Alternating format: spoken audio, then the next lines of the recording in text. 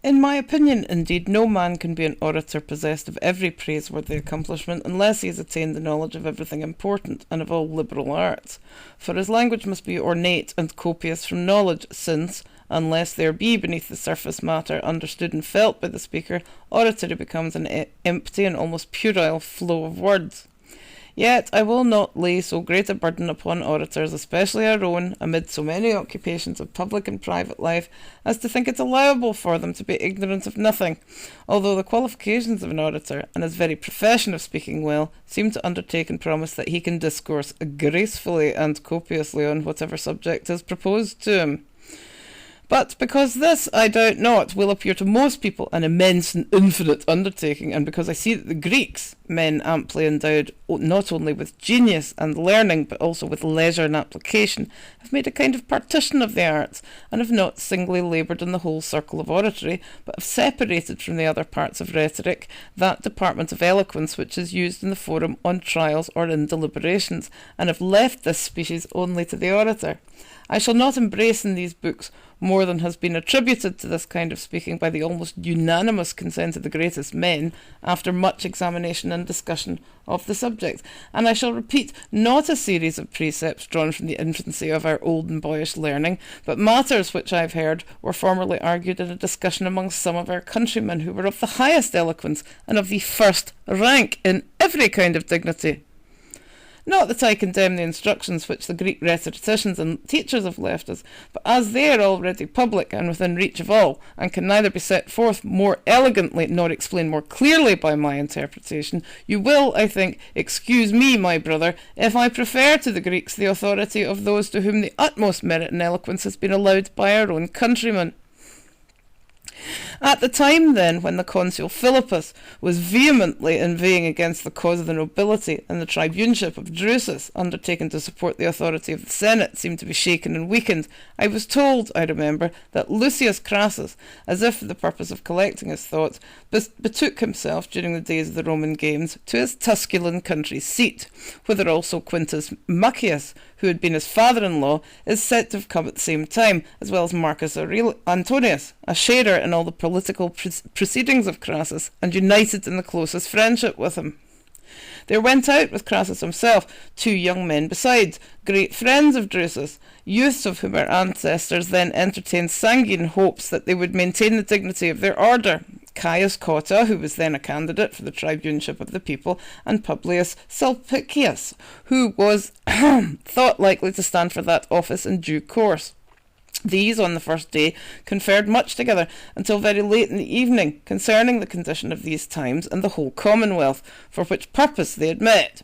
Cotta repeated to me many things then prophetically lamented, and noticed by the 3 of consular dignity in that conversation, so that no misfortune afterwards happened to the state which they had not perceived to be hanging over it so long before. And he said that when this conversation was finished, there was such politeness shown by Crassus, that after they had bathed and sat down to table, all the seriousness of the former discourse was banished, and there appeared so much pleasantry in him, and so much agreeableness in his humour, that though the early part of the day might seem to have been passed by them in the Senate House, the banquet showed all the delights of the Tusculan villa. But on the next day, when the older part of the company had taken sufficient repose, and were come to their walk, he told me that Scaevola, after taking 2 or 3 turns, said, "Why should not we, Crassus, imitate Socrates in the Phaedrus of Plato? For this plane tree of yours has put me in mind of it, which diffuses its spreading boughs to overshade this place not less widely than did whose covert Socrates sought, and which seems to me to have grown not so much from the rivulet which is described as from the language of Plato, and what Socrates with the hardest of feet used to do, that is, to throw himself on the grass while he delivered these sentiments which philosophers say were uttered divinely, may surely with more justice be allowed to my feet." Then Crassus rejoined, "Nay, we will yet further consult your convenience," and called for cushions, when they all, said Cotta, sat down in the seats that were under the plane tree. There, as Cotta used to relate, in order that the minds of them all might have some relaxation from their former discourse, Crassus introduced a conversation on the study of oratory.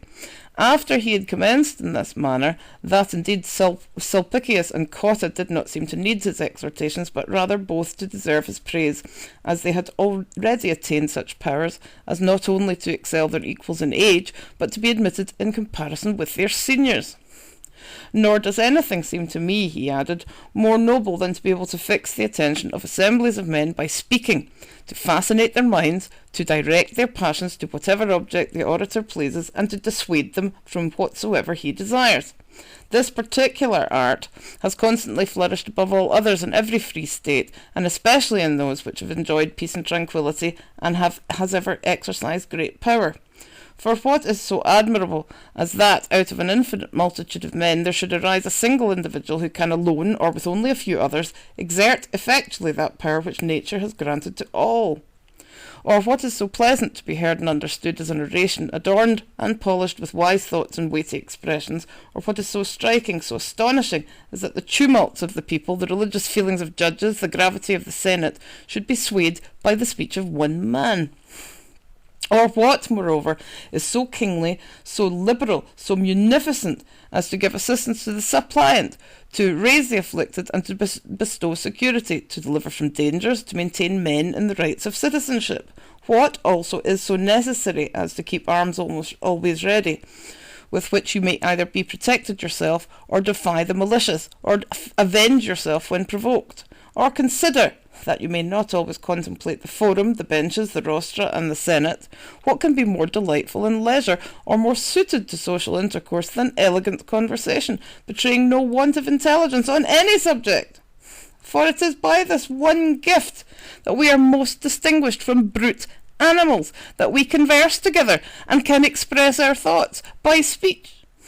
Who, therefore, would not justly make this an object of admiration, and think it worthy of his utmost exertions, to surpass mankind themselves in that single elegance by which they claim their superiority over brutes?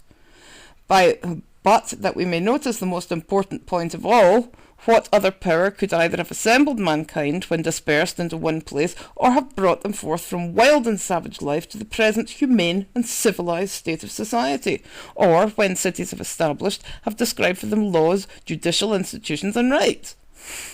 And that I may not mention more examples, which are almost without number.